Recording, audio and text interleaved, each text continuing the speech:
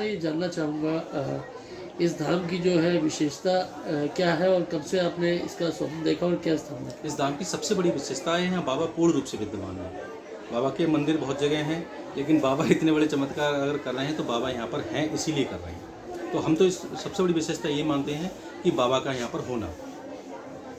तो ऐसा क्या इस जगह पर है गुरुजी कि लोगों की प्रति जो आस्था है इतनी हो रही है और जो जैसे बताया जा रहा है उन्हें परेशानियों से भी छुटकारा मिल रहा है और बीमारियों से भी छुटकारा मिल रहा है। ऐसा क्या कुछ चमत्कार है या धर्म का प्रभाव है या क्या ऐसा ईश्वर का आशीर्वाद नहीं, है? यहाँ पर अगर मैं इस बात को बोलूँ तो यहाँ पर सिर्फ बाबा की कृपा मानता हूँ मैं इसको। बाबा की विशेष कृपा है, असीम कृपा है कि यहाँ जो लोग श्रद्धा भाव से आ रहे हैं उनका बाबा एक तरीक़ा से स्वास्थ्य लाभ दे रहे हैं उनके लिए और सारी मनोकामनाएं उनकी पूर्ण कर रहे हैं। ऐसा क्या आपने जो प्रभाव देखा है या चीज़ें देखी है जो जल तो बताया जा रहा है और भी लोग लेते जाते हैं बट आपके द्वारा ही जो जल दिया जाता है उससे ही प्रभाव पड़ता है? ये बाबा का मेरे प्रति बहुत असीम प्रेम है कि मैं जब जल को टच कर देता हूँ तो अभिमंत्रित हो जाता है वो। बाकी तो जल तो नॉर्मल भी जल होता है। कब से सेवा कर रहे हैं आप? कब से सेवा करना मान्य नहीं होता है, मेन है कि बाबा से प्यार कब से है। बाबा से प्यार मुझे बहुत लंबे समय से है और खाटू जाता था मैं पहले, लॉकडाउन लग गया तो नहीं जा पाया।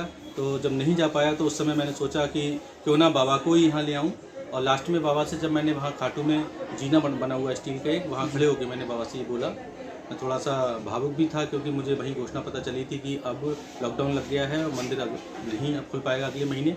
तो एक साल कंटिन्यू मैं जब वहाँ खाटू गया और जब मुझे पता चला कि अब अगले महीने नहीं आ पाऊँगा तो मैं भावुक हो गया थोड़ा। तो मैंने बाबा की तरफ देखे, बाबा से हमने बाबा मैं तो नहीं आ पाऊँगा, क्या ऐसा हो सकता है? आप ही मेरे साथ चलो और हमेशा मेरे साथ रहो चल के।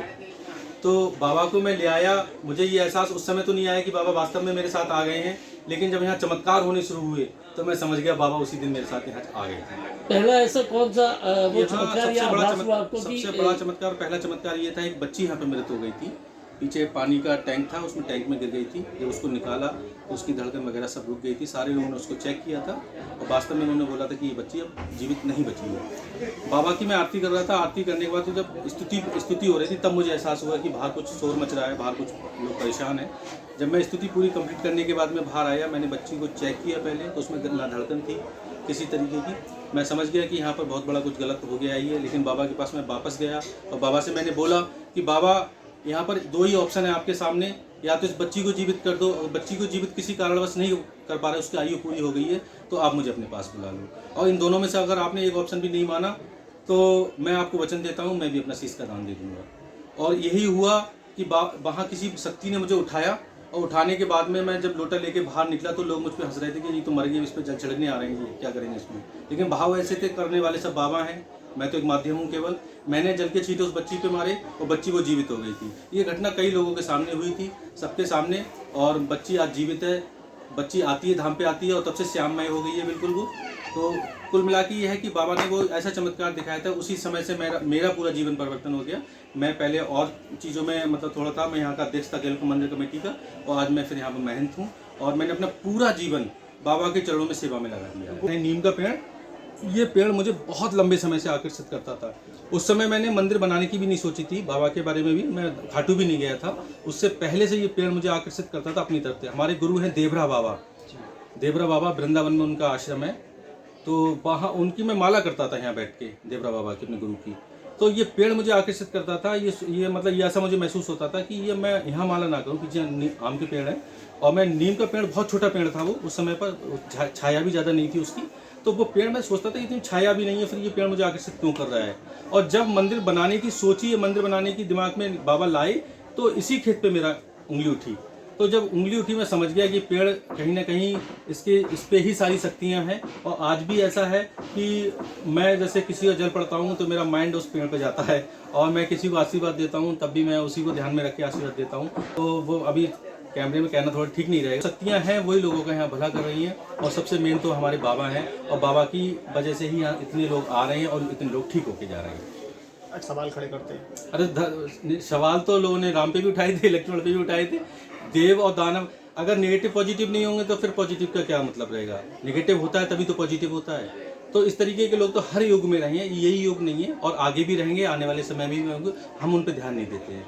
अच्छा। हमारा मकसद है लोगों के चेहरे पे मुस्कान लाना, लोगों के घरों में खुशियाँ लाना। वो लाने में हम थोड़ा कामयाब हो रहे हैं। बाबा ऐसा कर रहे हैं और बाबा की कृपा से सब लोग यहाँ पर ठीक हो रहे हैं। अच्छा गुरुजी, जैसे कि पीछे दिनों राजनीतिक तौर पर अगर बात करें कि स्वामी प्रसाद मौर्य जी ने रामचरितमानस का इतना अपमान किया, उसके बाद कुछ लोगों ने अपने ऐसे ग्रंथ के पन्ने भी फाड़े, उस पर क्या कहेंगे आप?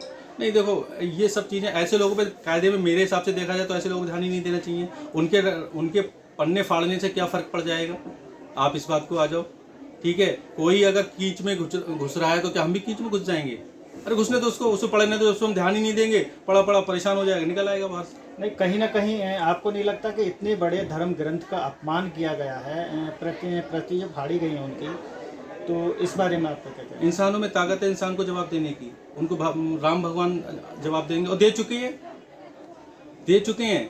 तो उनको उनके बारे में ज़्यादा सोचना मेरे हिसाब से गलत रहेगा, क्योंकि गलत लोगों के साथ में अगर गलत व्यवहार करोगे आप, तब भी आप ही गलत कहलाओगे।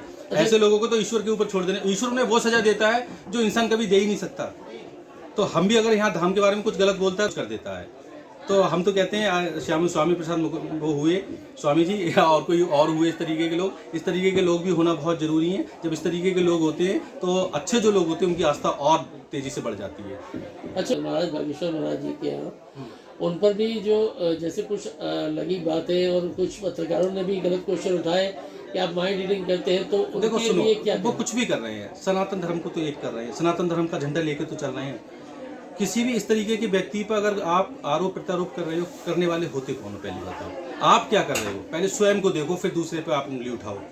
वो सनातन धर्म को इतने लोगों को अगर एकत्र कर रहे हैं, इकट्ठा कर रहे हैं, वो किसी से कुछ पैसे तो मांग नहीं रहे हैं, ठीक है। कोई वहाँ पर इसी तरीके का कोई षड्यंत्र या कोई वो तो काम कर नहीं रहे हैं। भाई कथा कर रहे हैं, कथा का उनको पैसा मिलता है, उससे अपना जीवन यापन कर रहे हैं। तो उनके बारे में इतना सोचना मतलब क्यों? वजह क्या है? बहुत सारे ऐसे हैं, आप देखो, और धर्मों का नाम नहीं लूँगा तो यहाँ सभी मजहब के लोग आते हैं। क्या उन पे आप लोग कभी उंगली उठा सकते हो? हमारे सनातन धर्म को ही ऐसा समझ लिया है कि जिसकी मर्जी आई वो उंगली उठाने लगता है, उसे जवाब करने लगता है। तो कोई भी व्यक्ति इस तरीके का व्यक्ति है, साधु संत है, उस पर उंगली उठाना गलत है। अगर वो गलत करेगा तो ईश्वर उसे सजा देंगे।